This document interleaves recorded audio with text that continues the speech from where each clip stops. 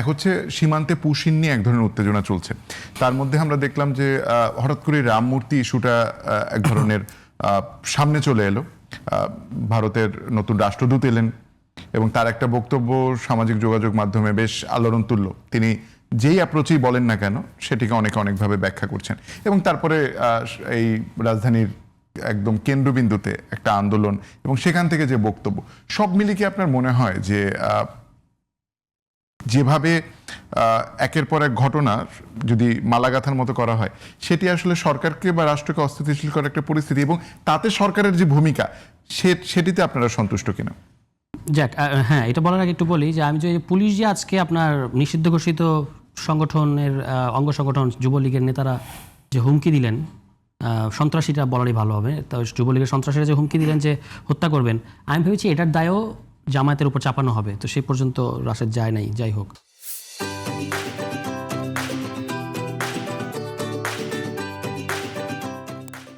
আর বাকি যেগুলো বললেন এগুলো অবশ্যই যে না, আমি বুঝতেছি জামাতের প্রতি প্রেম বাড়লো কেন আমি চীনের যে আপনার প্রধানমন্ত্রী সফর, এটাকে কেন্দ্র করে ভারত বেশ তার যারা অ্যাসেটস আছে বাংলাদেশে তাদেরকে তারা অ্যাক্টিভ করেছে, এটা বোঝাই যাচ্ছে। এবং আপনি দেখবেন যে আমাদের দেশের পত্রপত্রিকা নিউজটা এভাবে আসে নাই, কিন্তু মার্কিন গণমাধ্যমে নিউজটা এভাবে এসেছে যে এই যে প্রধানমন্ত্রীর উপদেষ্টাকে যে আচরণটা ভারত করলো, এটা কিন্তু প্রধানমন্ত্রীকে একটা বার্তা দেওয়ার চেষ্টা করেছে তারা, ঠিক আছে? এবং ওখানে ছবিটাও তারেক রহমানের ছবি দেওয়া হয়েছে নিউজে, ঠিক আছে? তো এটা দিস ইজ ভেরি ইম্পর্টেন্ট। এবং চীনে আমাদের যেগুলো নিয়ে আলোচনা হবে, বিশেষত তিস্তা মহাপরিকল্পনা, এটা ভারত তো চায় না। ফলে এই যে নানা ধরনের, আপনি দেখবেন একদিকে কিছু লোক কালো পতাকা নিয়ে নেমে গেছে, এটাও সন্দেহজনক। আবার এই যে আলাদা প্রদেশের দাবি নিয়ে নেমে যাওয়া, এটাও সন্দেহজনক। এবং এগুলোকে অবশ্যই সরকার এবং রাষ্ট্রকে অস্থিতিশীল করতে চাওয়ারই একটা পরিকল্পনা বা দুরভিসন্ধি, এটাকে খুব স্ট্রিক্টলি আপনার ডিল করতে হবে। আমরা একটা কথা খুব পরিষ্কার বলেছি যে দেশের সার্বভৌমত্ব এবং স্থিতিশীলতার ক্ষেত্রে সরকার সবসময় আমাদের সহযোগিতা এবং পাশে পাবে।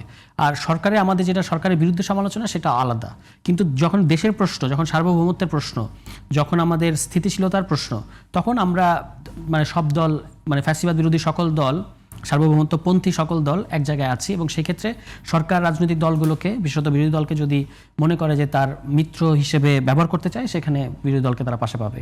আচ্ছা, আমরা প্রায় শেষের দিকে, রাশেদ খান, আমি 1 মিনিটের সময় দিতে পারবো। সেই 1 মিনিটে আমার একটা জানার আগ্রহ, ধরেন যদি এরকম, যেটি স্যার তুষার বললেন, যে এরকম পরিস্থিতি তৈরি হলে সবগুলো দল একত্রে আবার সেই মানে আন্দোলনে নামবে, তখন যদি সেই আন্দোলনে জামায়াত থাকে, রাশেদ খান কি থাকবেন?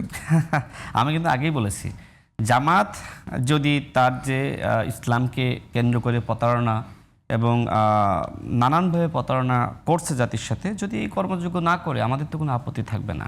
তবে আমার একটা জিনিস দুঃখ লাগে, আমি এটা সরোয়ার ভাইকে আগে কখনো দেখি নাই, এখন দেখতেছি জামাতের সমালোচনা করলেই তিনি কাউন্টার দেন, উত্তর দেন। আগে কিন্তু চুপ থাকতেন। তো যাই হোক, হয়তো আমি আগে বিএনপি সমালোচনা করলে যেভাবে রাশেদ কাউন্টার দেন, নিজের মার্কা, আপনি যেমনি নিজের মার্কায় জয়েন করেছেন, কি বলে আপনার নিজের মার্কা ছেড়ে দিয়ে দানের শীষ, আমি মনে আমাদের 10 সেকেন্ডে শেষ করছি, শুনেন। পুশিন বিএনপি সরকার ক্ষমতায় থাকা অবস্থায় এটা করা সম্ভবপর নয়, কারণ আমাদের বিজেপি, তাদের সাহসটা দেখেন। বিএনপি ক্ষমতায় আসলে কিন্তু আমাদের বর্ডার গার্ড সাহস পায়, তারা বলছে তোমরা গুলি চালাইলে আমরাও গুলি চালাবো, আমরা চুরি পরে বসে থাকবো না। এবং আমাদের বাংলাদেশের জনগণ, ওই সীমান্তবর্তী এলাকার মানুষ, তারা কিন্তু পাহারা বসিয়েছে। অর্থাৎ বিএনপি ক্ষমতায় আসলে দেশের জনগণ সাহস পায়, এদেশের বিভিন্ন বাহিনী সাহস পায়। সুতরাং বিএনপি সরকারকে আপনাকে ধন্যবাদ দিতেই হবে যে বিএনপি আসলে কারোর কাছে মাথা নত করে দেশ চালাবে না ইনশাআল্লাহ।